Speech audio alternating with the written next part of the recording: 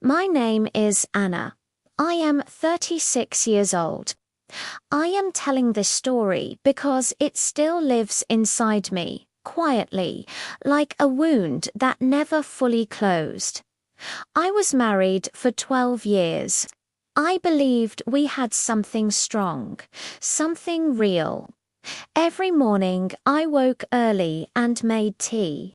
The house used to be loud back then. Plates touched, feet moved fast. Someone always forgot something on their way out the door. I miss that noise more than I know how to say. I met my husband when we were both young and working hard with very little money, but we had time. We talked late into the night, shared simple meals, shared small dreams. I believed that was enough. I believed love stayed strong as long as you kept trying. Then life got busy the way it always does. We had 2 children. I stayed tired, but I stayed hopeful. I cooked, cleaned, worked part-time, and waited for the weekends. I waited for smiles. Sometimes they came. Sometimes they did not. My husband changed slowly, not in one sudden moment, but little by little, the way light fades at the end of a day. He came home later. He looked at his phone more than at me. His answers became short. His eyes moved away when I spoke. I told myself it was work. I told myself all marriages go through hard seasons. I woke earlier, slept later, kept the house warm, and listened when he wanted to talk. I stayed quiet when he did not. I believed patience would save us. The children felt it too. They asked fewer questions. They played more quietly. They watched us with careful, knowing eyes.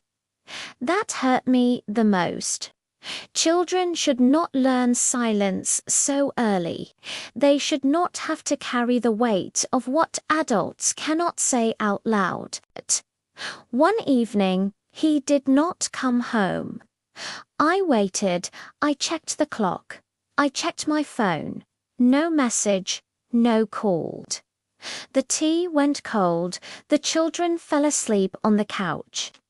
My chest felt tight with a fear I refused to name. He came back the next morning. He said he needed space. He said he was tired and did not know who he was anymore. I listened. I nodded. I did not cry. I did not ask him to stay. After that, he left more often. Days passed, then weeks. His clothes stayed in the wardrobe, but he did not. His chair stayed empty at dinner. His cup stayed clean on the shelf. I still washed it every morning without knowing why. The divorce came quietly. Papers on a table, pens moving. No shouting, no tears from him, just 2 tired faces. And the strange feeling that a whole life was ending without making a single sound. When he moved out, he hugged the children and told them he loved them. He promised to visit. He kissed their heads, then walked out the door. It closed behind him, and the house felt too big, too empty. The children asked when he would come back. I said soon. Then I said I did not know. Then I stopped answering and just held them tighter at night, listening to their breathing slow, while I lay wide awake in the dark. Life after divorce is not loud. It is quiet in a way that follows you from room to room. You notice small, painful things. The way socks pile up with no one to claim them. The way dinner feels lonely even with 3 plates on the table. I felt angry for a while, then deeply sad, then nothing at all. I moved through my days like a shadow, working and smiling when I had to, and crying in the bathroom when no one could hear me. One afternoon, I found an old note in a drawer. It was from him, written in the early days of our marriage. It said he was lucky to have me. My hands shook as I held it. I did not feel lucky. I felt hollow. But in that moment, something became clear to me. He had not left in one day. He had left little by little, quietly and slowly, over many years.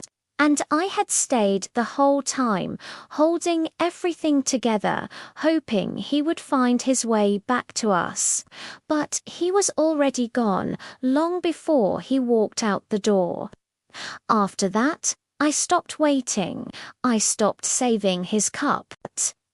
I stopped leaving his side of the bed empty, as if he might return in the night. I began to live fully in the space that was left, and slowly that space started to feel like mine. The children grew stronger. So did I. We built new habits together. Friday movie nights under blankets. Sunday walks with no particular direction.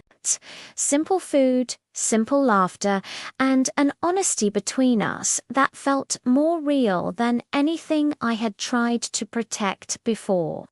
It was not the life I had planned, but it was ours. I still feel the loss sometimes. It comes when rain falls quietly at night, or when I pass couples holding hands on the street. I let the feeling come. I let it pass. But I do not hate him. I do not love him the same way I once did. I have simply accepted what happened, accepted that some people leave even when you give them everything you have. Now, when I wake up in the morning, I make tea and I drink it while it is still warm. I look at my children. I look at myself in the mirror. I am still here. We are still here. And I have learned something I wish someone had told me sooner. A family can be broken and still survive. A heart can be emptied and still find room to grow. Like a house with its windows thrown open, we let the old air out, breathed in something new, and learned slowly and quietly how to live again.